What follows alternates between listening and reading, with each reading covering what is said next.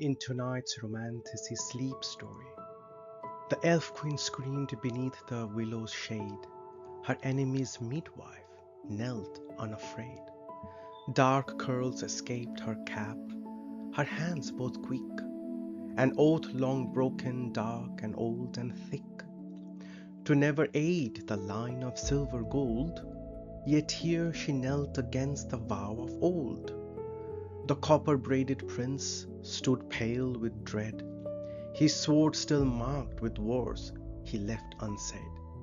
"Push now," she whispered, "breathe, the child is near." The queen's crowned eyes went wide and bright with fear. The midwife worked, her broken vow laid bare. To kneel, heal, keen was treason, death, despair. But love for life outweighed the oath she had made, and in her hands new breath began to fade into a cry, a son, both small and pale, while walls of ancient hatred start to fail. The mother's strength, though could not hold its thread, she kissed her son once, softly, then was dead. The prince fell weeping, kingdom's hope now bound, in one small cry, in silence all around. The midwife stayed, though duty called her home, and watched him break beneath the rising loom. That night a letter, sealed in ashbourne wax, revealed the oath's forgotten, hidden tax. No simple vow her gentle father swore, but binding magic deeper than before. To save a royal life is not a death, it ties your breath to his, a thread once set. Where he grows weak, you weaken. Where he dies, your severed thread unravels with his cries. She dropped the page, her hands gone cold and dread. Not grief that bound him, but the vow instead. His sleepless need to keep her ever near was never love, it was the curse's fear. She wept alone, uncertain what was true. Was any part of his heart not due?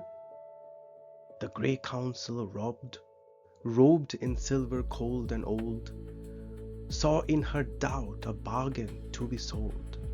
Sever the bond and let the mortal go. The prince regains his throne, his people's flow. One midwife's life weighed against a kingdom's fate? Surely she will leave before it grows too late. They brought her parchment, cold and neat and plain, a spell to cut the thread and ease his pain. She could not tell him what the letter said, but while his grief still bowed his weary head, so she stayed on, uncertain, torn in two. Was this her choosing him or magic's due? And in the doubt, their closeness grew more strained, as if by love alone it could be explained. Yet slowly weeks became a fragile bond, a glance, a word, a silence they grew fond. Within the healing wing she nursed his son, his copper hair now catching with her own.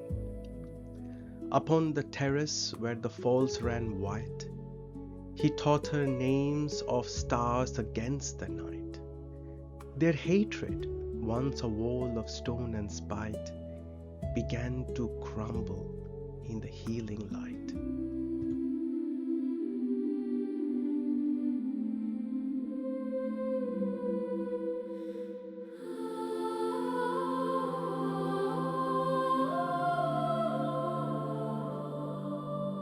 Sleep now, little star of white.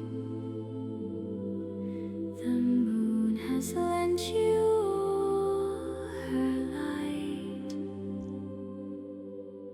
No thread, no oath, no crown crown of gold, just this. You're loved and you'll grow old.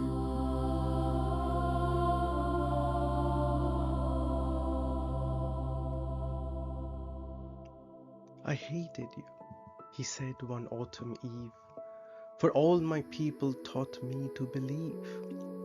But you knelt down when you owed me my death, and gave my son his mother's final breath. She touched his hand, a spark electric true. I broke my oath the moment I saw you were more than just the crown that were despised. I saw a man whose grief I recognized.